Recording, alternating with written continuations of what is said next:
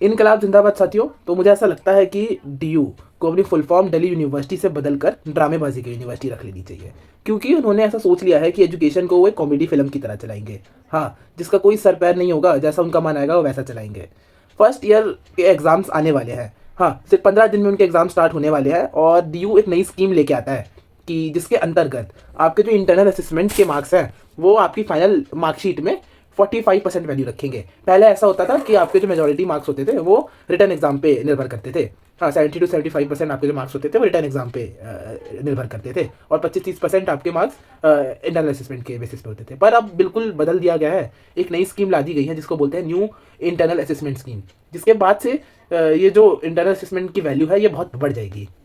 एक तो डीयू ने सोच लिया है कि अपने जितने भी ये कॉमेडी फिल्म के एक्सपेरिमेंट करने हैं ये इस बार फर्स्ट ईयर्स पे करेंगे। एनईपी में उनके सब्जेक्ट 4 से 7 करने हो, उनके कोर सब्जेक्ट की वैल्यू घटानी हो, उनको फालतू के सब्जेक्ट ऐड करके पढ़ाने हो, वो भी ये करेंगे। और ऐसी घटिया स्कीम्स लाना जिसमें आपके एक बड़ा हिस्सा आपका मार्क्स इंटरनल असेसमेंट पे होगा, ये भी उन्होंने सोचा कि ऐसे एक्सपेरिमेंट भी हम करेंगे। एक तो ये पॉलिसी इतनी जल्दबाजी में लाई गई है, ऑलरेडी वैल्यूएशन जो इंटरनल असेसमेंट का होना था वो हो चुका था। उसके बाद आप आके कहते हैं कि इसकी वैल्यू बढ़ा दी जाएगी। ठीक है, तो इसमें टीचर्स और स्टूडेंट्स दोनों को बहुत दिक्कत आ रही है कि अचानक से सिर्फ 1 हफ्ता या 2 हफ्ता पहले आप ऐसी पॉलिसी लाए हैं, तो कैसे अकोमोडेट किया जाएगा। ऊपर से दिल्ली यूनिवर्सिटी में टीचर टू स्टूडेंट रेशियो बहुत खराब है, तो आप कैसे एक्सपेक्ट कर सकते हैं कि आप एक मेजॉरिटी मार्क्स का मतलब निर्भरता आप इंटरनल असेसमेंट पे डाल सकते हैं। ऐसे में तो स्टूडेंट्स और हर वक्त इवैल्यूएट होते रहेंगे, उनको बार बार असाइनमेंट्स और क्लास टेस्ट या फिर इंटरनली एग्जामिन किया जाएगा। इस पर आप सोचो उन पर कितना ज़्यादा प्रेशर और बढ़ेगा।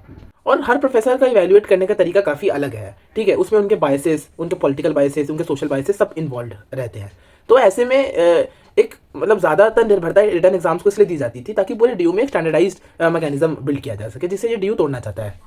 और तो रिटर्न एग्जाम में री-इवैल्यूएशन और रीअपियर करने का हमेशा ऑप्शन रहा जाता था, बट इंटरनल असेसमेंट में तो ऐसा होता ही नहीं है। तो आप मान के चलिए अगर एक सेमेस्टर में एक स्टूडेंट इतना अच्छा परफॉर्म नहीं करता है और वो इंप्रूव करना चाहता है, तो पहले तो उसके पास एक बहुत अच्छा ऑप्शन होता था कि उसके 70-75% मार्क्स अगर रिटर्न एग्जाम के थ्रू जाते थे तो वो रिवैल्यूएट करके या रीअपियर होकर वो इंप्रूव कर सकता था, उसके ग्रेड सुधर सकते थे। बट अब तो डीयू ने स्टूडेंट से ये मौका भी छीन लिया है।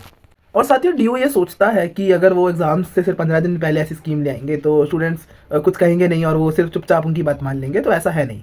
तो एसएफआई खड़ा है ऐसे पॉलिसी के खिलाफ आवाज़ उठाने के लिए। 13 फरवरी को एक विशाल डेलीगेशन के थ्रू ये ज्ञापन सौंपा जाएगा डीयूवीसी को कि हम इस पॉलिसी के खिलाफ हैं। जिस विशाल डेलीगेशन में आप सबको पहुंचना है, इसके साथ ही साथ ये बहुत ज़रूरी है कि ये इन्फॉर्मेशन आप सब तक पहुंचाइए कि डीयू हमारे साथ क्या अन्याय कर रहा है। इसलिए इस वीडियो को ज़्यादा से ज़्यादा शेयर कीजिए। इनकलाब जिंदाबाद।